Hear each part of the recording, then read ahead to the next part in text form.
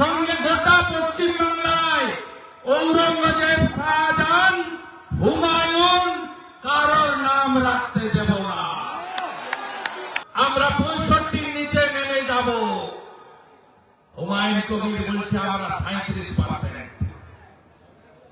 আসাউদ্দিন ওয়াসির লোকেরা বলছে আমরা 40%।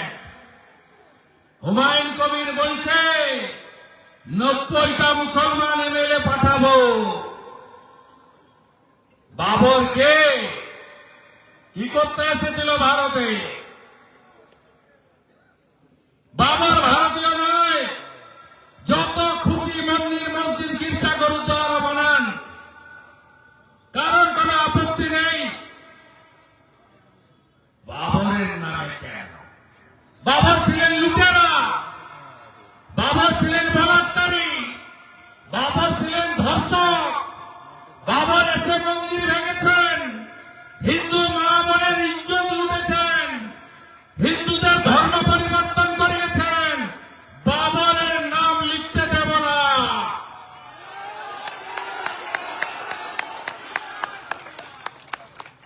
আপনাদের ঠিক করতে হবে। মমতা ব্যানার্জির জোর নেই। যদি দম থাকত তাহলে বিনা অনুমতিতে কয়েক লক্ষ লোক জড়ো করে বাবরের নামে শিলান্যাস হতো না। তাই মমতা যদি মুখ্যমন্ত্রী থাকে, হুমায়ুনরা যদি 90 জন এমএলএ নিয়ে আসে, বাবরের নাম তো লেখা হয়েছে, লেনিনের নামও মোছা হবে, এখানেও ঔরঙ্গজেবের নাম লিখে দিয়ে যাবে।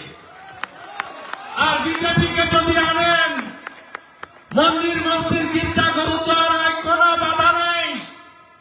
বাবরের নাম তো লিখতে দেব না। সঙ্গে গোটা পশ্চিমবাংলায় ঔরঙ্গজেব, শাহজাহান, হুমায়ুন কারোর নাম রাখতে দেব না। মুখ্যমন্ত্রীর দুটো পলিসি, একটা হলো তোষণ করো, তোষণ করো। আপনি বলেছেন গীতা পড়ার জন্য ব্রিগেডে কেন? আপনি রেড রোডে নামাজে যান কেন? আপনি তো ঘরে বসে নামাজ পড়তে পারেন। এই মুখ্যমন্ত্রী পশ্চিমবঙ্গে তোষণের রাজনীতি আর ভাতার রাজনীতি, লুটের রাজনীতি করে। এই মুখ্যমন্ত্রী দেশের সরকারকে, সংবিধানকে চ্যালেঞ্জ করে। এই মুখ্যমন্ত্রী সংবিধানের 4টে স্তম্ভকে ভেঙে ঘুরিয়ে দিয়েছে। ল মেকাররা আক্রান্ত হয় বিধানসভায়। বিরোধী দলনেতাকে 5 বার 11.5 মাস বিধানসভার বাইরে বের করে দেওয়া হয়, সাসপেন্ড করা হয়, কথা বলতে দেওয়া হয় না, ডিবেটে অংশগ্রহণ করতে দেওয়া হয় না। 15 বছরে পুলিশ দপ্তরের বাজেট আলোচনা একবার হয়েছিল, 14 বছর পুলিশ দপ্তরের আলোচনা হয়নি। 15 বছরে একদিনও মুখ্যমন্ত্রী প্রশ্ন উত্তরে বিধানসভায় থাকেন না। তাই ল মেকাররা আজকে হতাশ, তাদের ভূমিকা পালন নেই। ব্যুরোক্রেসি, যার মেরুদণ্ড সোজা আছে, তাকে কল্যাণীতে ট্রেনিং সেন্টারে পাঠাবে, নয় কম্পালসারি ওয়েটিংয়ে রাখবে, নইলে এনওসি দিয়ে রাজ্য থেকে তাড়াবে। সঞ্জয় মিত্র, সুব্রত গুপ্তর মতো অফিসারদের রাজ্য ছাড়া করেছে এই মুখ্যমন্ত্রী। এই মুখ্যমন্ত্রী ব্যুরোক্রেসিকে শেষ করে দিয়েছেন। 15, 16, 17, 18তে পিএসসিতে যে ভিডিওগুলো হয়েছে, এর একটা বড় অংশ ভুয়া ওবিসি সার্টিফিকেট দিয়ে হয়েছে, নইলে ফাঁকা খাতা জমা দিয়ে হয়েছে। তাই এরা এই এসআইআরে যত রকম বাধা সৃষ্টি করছে। থার্ড হচ্ছে জুডিশিয়ারি, জুডিশিয়ারিকে আক্রমণ। অভিজিৎ গাঙ্গুলিকে বলা হয়েছিল যখন তিনি জাস্টিস ছিলেন, দম আছে অভিজিৎ গাঙ্গুলি, কোর্টে বসে আপনি কলম চালাচ্ছেন, আসল ময়দানে দেখা হবে।